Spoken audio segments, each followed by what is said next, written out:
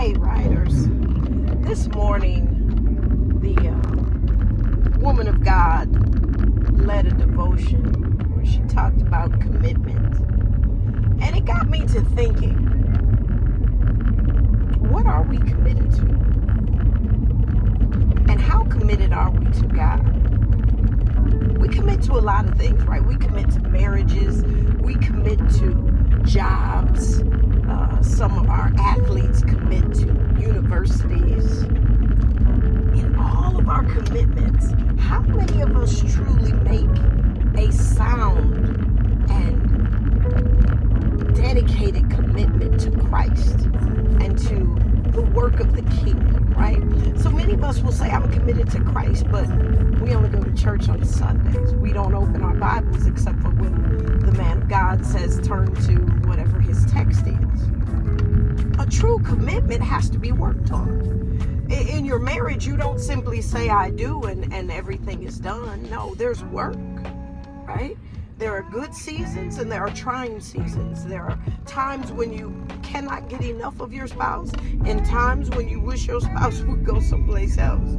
Well, God is not that kind of commitment. You know, you have good commitments on your job, and there are times when you wish that God would move you.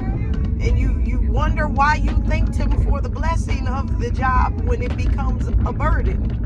But God isn't that kind of commitment. You know, there are commitments we make to universities, some of our athletes, and they're mistreated and misused, and yet they give their all and receive so little in return in comparison to what the universities receive for their labor. But God is not that kind of commitment.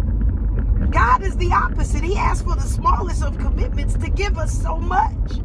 He asks for just a mustard seed of faith and he'll move a mountain. He asks us to but believe and he will give us abundance, blessings in abundance.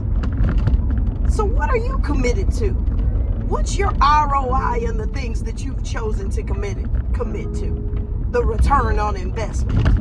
Well, I'm here to tell you that there's no greater return on your investment than a commitment and an investment in the kingdom of God.